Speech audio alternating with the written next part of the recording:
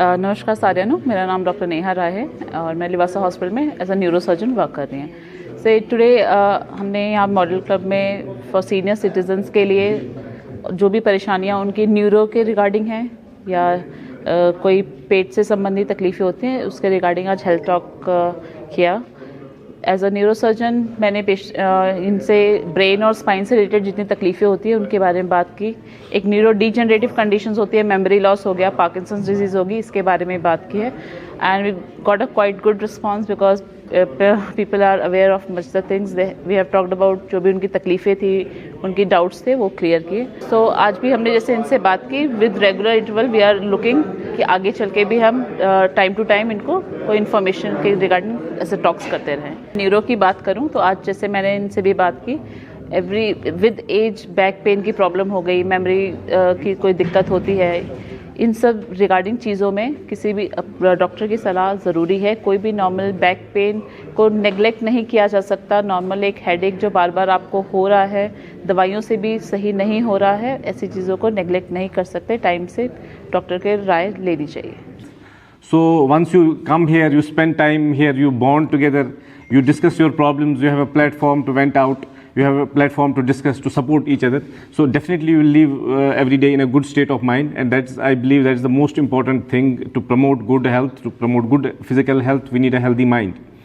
So again, I'm happy to be with you. I am actually from J&K, from the northernmost part of the country, from the valley of Kashmir, and many of you may have visited, or those who have not visited, we look forward to having you with us. So I have recently joined here in Livaasa Hospital, Hoshiarpur. Now that they are expanding their services, they are expanding the range of services. So I was in touch. I was also looking for a time to come out of the valley for some time, and I'm lucky. I feel fortunate to be serving this part of the country. Very loving people, wonderful people, all of you. I am a surgeon by specialization, and then I have specialized further. I went into GI surgery. I had great passion for this field. GI surgery में जो elderly patients मतलब हम देखते हैं usually, I would say a few things. Number one is the bowel habits. जो हमने देखा है कि elderly को जो इफेक्ट करता है, they get altered bowel habits. A lot of them, many of them get constipated. Frequently उनको constipation हो जाती है, they have difficulty in evacuating the bowels, और some of them उसके साथ थोड़ा painful हो जाता है उनको stools pass करना. Even we have seen to the extent कि जब constipation pile up होती है तो they get impacted stools, especially those who are weak, जो ज़्यादा elderly थोड़ा होते हैं, तो they have got stool fecal impaction in their rectal region, and then we have to evacuate it manually.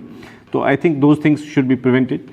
Second thing which I personally am very much keen about is treatment of malignancies. यहाँ पे आके सब story change होती है, क्योंकि जो Parkinson medicine हम देते हैं उसके जो साइड इफेक्ट्स हैं वो पेशेंट को और तकलीफ देने लग जाते हैं.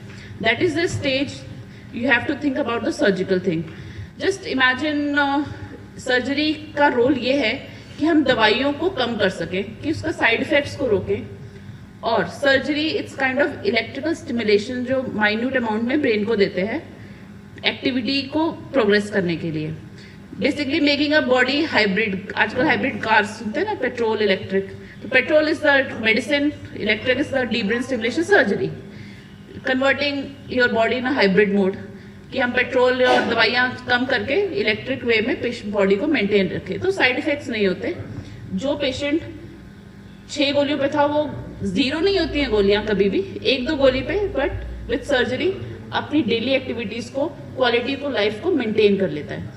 मेन एम होता है पार्किंसन पेशेंट्स का क्वालिटी ऑफ लाइफ का मेंटेन करना, तो इसके साथ क्वालिटी मेंटेन रहती है. एक और रहता है कि इस सर्जरी के बाद अगर पेशेंट का डिटोरेशन जितना 1 साल में दवाइयों पे देखा गया है उससे हाफ में सर्जरी के बाद होता है. जो खराबी उसको 1 साल बाद आनी थी, हो सकता है सर्जरी के बाद 2 से 3 साल में वो खराबी आए.